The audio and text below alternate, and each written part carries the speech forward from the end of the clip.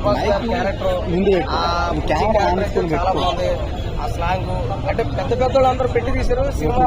అసలు ఏముందో చెప్తాను అనుకున్నాం, కానీ పెద్ద పెద్దలు ఎంత పెట్టారో సినిమా చూస్తే కానీ అర్థం కాదు.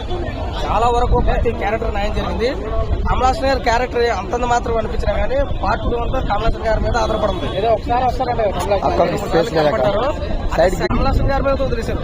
ఫస్ట్ హాఫ్ అంతా కూడా మన ప్రభాస్ గారు అమితాబ్ బచ్చన్ గారు తీసుకుంటే సెకండ్ హాఫ్ ప్రభాస్ ఓవరాల్ గా సినిమాలో బ్యాక్ మ్యూజిక్ ప్రతి ఒక్కరికి నచ్చే అంటే సాంగ్స్ ప్రకారం చూసుకుంటే కొంచెం మైనస్ అనిపించిన కానీ సెంటిమెంట్ కూడా లేకపోవడం అది కూడా కొంచెం మైనస్ గా ఓవరాల్ గా విజువల్స్ వండర్స్ అనుకోవచ్చు.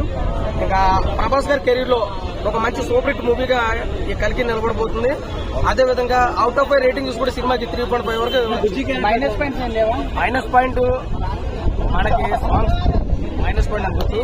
రెండోది సెంటిమెంట్, ఇది కూడా మైనస్. అంటే ఫస్ట్ హాఫ్ కొంచెం లాగ్ అనిపించినా కానీ సెకండ్ హాఫ్ చెప్పొస్తుంది. ఫస్ట్ హాఫ్ చూసిన తర్వాత సెకండ్ హాఫ్ చూసిన తర్వాత ఫస్ట్ హాఫ్ గుర్తురాదు. ఇంకా అంత బాగుంది సినిమా. నేను ఓవరాల్ గా ఎన్టీఆర్ ఫ్యాన్, కానీ ప్రభాస్ గారి సినిమా నాకు బాగా నచ్చింది. ప్రతి ఒక్కరు చూడండి. అవుట్ ఆఫ్ 5 రేటింగ్ 3.5 వచ్చు. జై ఎన్టీఆర్, జై ప్రభాస్.